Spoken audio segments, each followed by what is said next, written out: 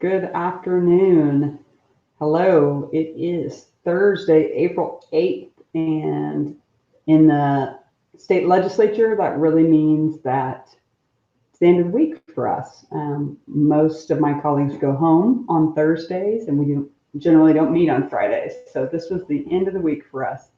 Um, so glad to see you. Hopefully, I'm not having sound troubles last week when I did a live.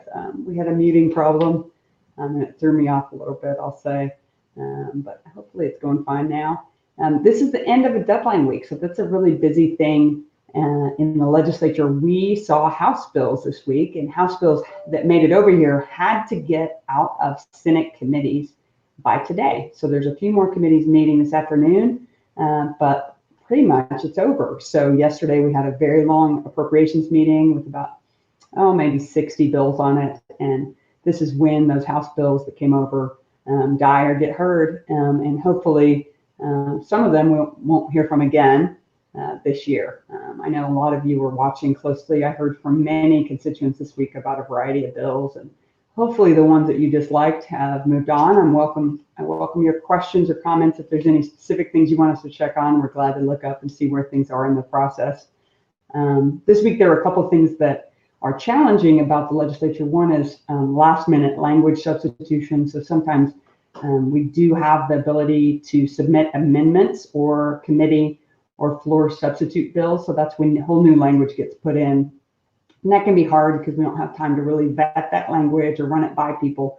So there are definitely some bills I saw yesterday that I had big concerns about. For instance, changing our tax law around how we enforce tobacco tax law, where I didn't see the language until the meeting almost started. So that's a tough thing, and it's very hard to represent you well when we can't see that language ahead. So that's just a process thing that has me concerned about advocates and outside people outside the Capitol knowing what's going on here. Next week, we'll start hearing more House bills on the Senate floor. So really, we transition to that. And it's a pretty quick turnaround. Those House bills have to be heard on the Senate floor by April 22nd to continue going on. Just so you know, really, this is the season where the budget negotiations heat up. The Senate leadership, the House leadership, and the governor, I know, are meeting a lot to try to clarify the budget. And that's a huge issue, especially when we're looking at our economy and the federal money that might be coming here and what might happen with those things. Just a few things I loved this week that were great. I got to see quite a few advocates virtually.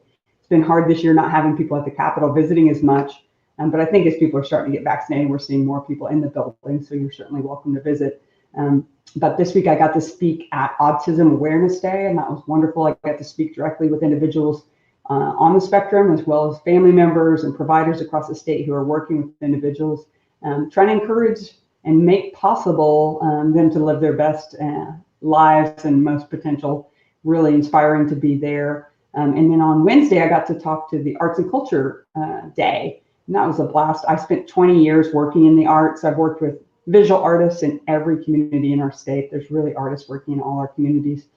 Gotten to see the amazing work of those creatives, bringing people together, making things happen from nothing. So it was wonderful to get to reconnect with them. It ended up, basically, I said the same thing to both sets of advocates, just how important their voice is in the legislative process. And if I'm your legislator, I hope I'm hearing from you.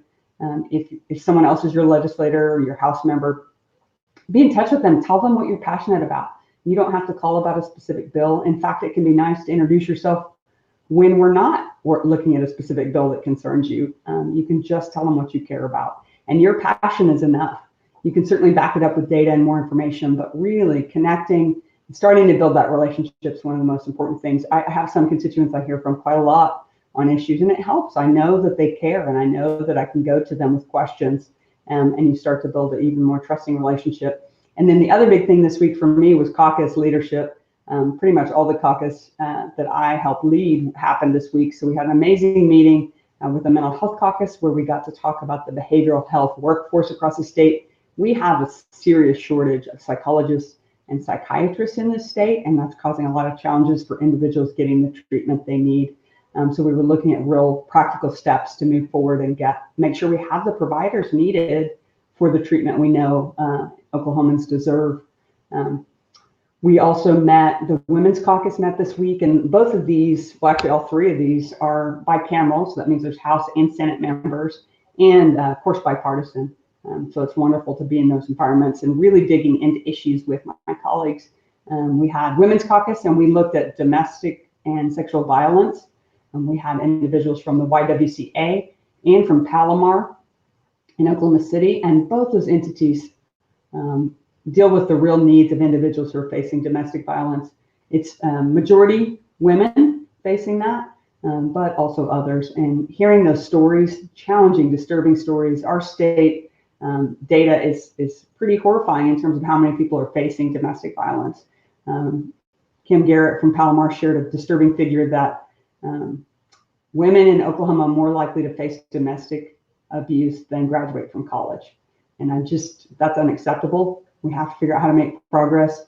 And there are many areas where violence is accepted in our culture, and we have to work through that. And we have to make sure that domestic violence is taken seriously, and that survivors are treated seriously, and that we look at the multi-generational challenges of poverty, violence, and trauma. Very heavy, very hard, but important issue for us to keep working on. And it's not a women's issue. It really affects all of us. Likewise, this morning met with the waiting list caucus, and we help those who are waiting for developmentally disabled services through the Department of Human Services. We have more than 5,500 people waiting for help and services, and we're looking at what that budget's going to be and how people can get connected to resources faster. If you're an individual waiting on that list, there are some helps available that you might be eligible for now. And that's part of what we're trying to work out, is how can we help make sure these families get services, get assistance before they're in crisis, because that costs their family emotionally, financially, and it costs the state. And we need to help make sure people are thriving. So this was really a week of big, hard challenges, but making sure we're taking those steps to make improvements for our state. So I know our state is certainly worth the work, and we're trying to keep doing that up here. So I hope to hear from you. Please be in touch. Feel free to post questions at any point. Monday night at 5:30, I'm going to be doing a specific student town hall. So I've had some questions submitted, but I'm still welcome some more. I had some high schoolers submit questions to me about anything related to the process or how we work or specific policy issues. So if you have a student question, feel free to drop it below and I'll answer it on Monday night. They asked me some hard ones, so I think it'll be kind of fun to try to respond to them. So anyway, hope you have a great day. Happy Thursday. Take care.